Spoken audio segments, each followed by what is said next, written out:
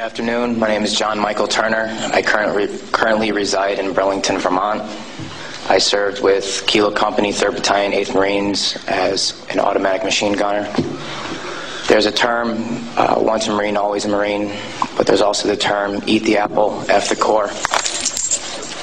I don't work for you no more. That was John Michael Turner stripping his medals and ribbons from his chest and throwing them into the audience to the applause of attendees at Winter Soldier. Turner then went on to describe some of his time in Iraq. On April 18th, 2006, I had my first confirmed kill. This man was innocent. I don't know his name. I called him the Fat Man. He was walking back to his house, and I shot him in front of his friend and his father. The first round didn't kill him after I had hit him up here in his neck area. And afterwards he started screaming and looked right into my eyes. So I looked at my friend who I was on post with, and I said, well, I can't let that happen. So I took another shot and took him out. He was then carried away by the rest of his family. It took 7 people to carry his body away. We were all congratulated after we had our first kills, and that happened to have been mine. My company commander personally congratulated me, as he did everyone else in our company. This is the same individual who had stated that whoever gets their first kill by stabbing them to death will get a 4-day pass when we return from Iraq.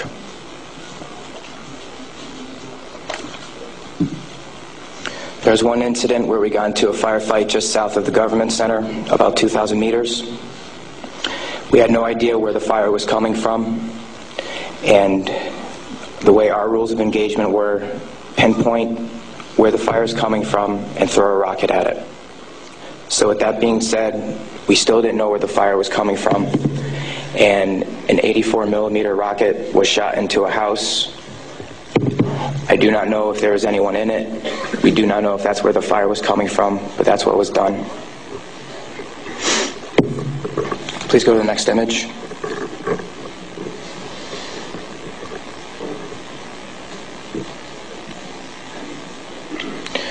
This man right here was my 3rd confirmed kill.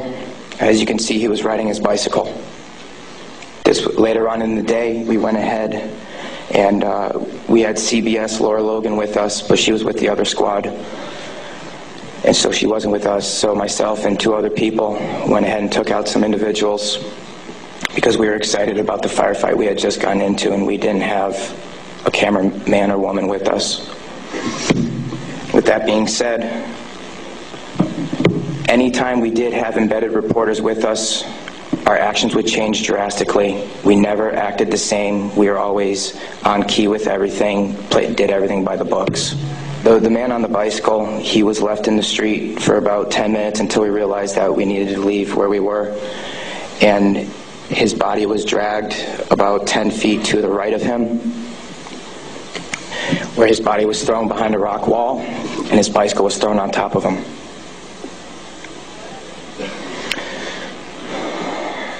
Another thing that we used to do a lot was recon by fire, where we would go ahead and try to start a firefight if we felt threatened in any way, shape, or form. There's one particular incident where we were working with the Iraqi Army and the Iraqi Special Forces in downtown Ramadi, and with our squad and the Iraqi Army, there was also lieutenant colonels, majors, first sergeants, and sergeant majors. Sergeants major. With that being said, the Iraqi Army would go into the house, kick in the doors, and then go ahead and shoot. And there were loud bursts of machine gun fire. We thought we were taking fire, but then we later found out that it was them.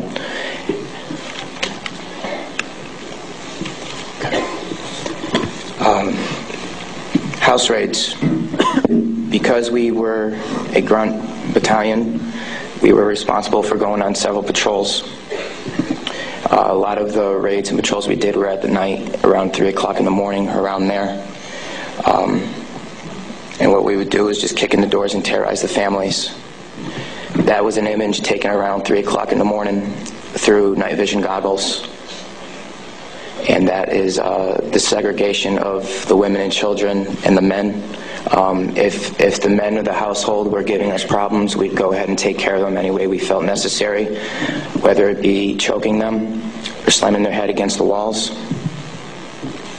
If you go back to that one picture, that was one man that wasn't taken, that was taken care of in a very bad way. Because of all the wiring that he had, it would be considered an IED making material. On my wrist, there's Arabic for FU. I got that put on my wrist just 2 weeks before we went to Iraq because that was my choking hand. And anytime I felt the need to take out aggression, I would go ahead and use it. Please go to the next picture. Next. There's an instance of detainees and how they were treated in a nice manner. Next. That is the Fatimat Mosque minaret. As you can see, it is written with bullet holes and holes in the top of it. Those were from mortars. And the next video that I'm going to show you is a tank round that went into that minaret, where we weren't sure if we were taking fire or not.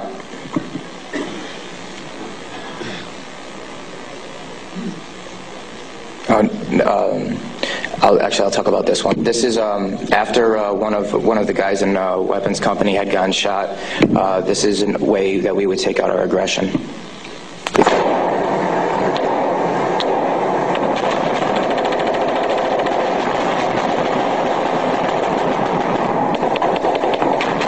For those of you who don't know, it is illegal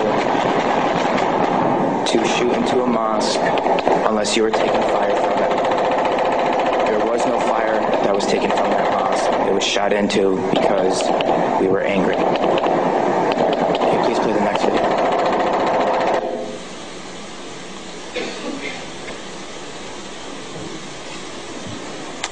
We are on ice cream, trying to suppress the blue and white minaret named Fatimat al-Zahra. Hellraiser. Go ahead and take another tape around that building over, at that mosque door. Another round, Kilo 2. Yes! Next image. That, okay. With that being said, there's many more stories and incidents for me to talk about, although we don't have the time to. But this just goes to show you that that was the after effect of the tank round. This just goes to show you that everyone sitting up here has these stories. And there's been over 1 million troops that have gone in and out of Iraq. So the possibilities are endless. Next image, please. The reason I am doing this today is not only for myself and for the rest of society to hear, but it's for all those who can't be here to talk about the things that we went through, talk about the things that we did. Next image.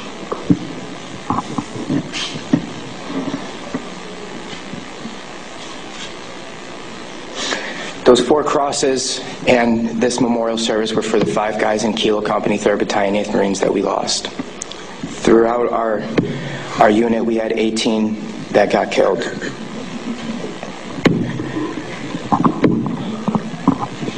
With that being said, that is my testimony. I just want to say that I am sorry for the hate and destruction that I've inflicted on innocent people. And I'm sorry for the hate and destruction that others have inflicted on innocent people. At one point, it was okay, but reality has shown that it's not, and that this is happening, and that until people hear about what is going on with this war, it will continue to happen and people will continue to die. I am sorry for the things that I did. I am no longer the monster that I once was. Thank you. Former Marine John Michael Turner fought with the 3rd Battalion, 8th Marines. The videos and photos the soldiers showed can be seen at our website, democracynow.org. This is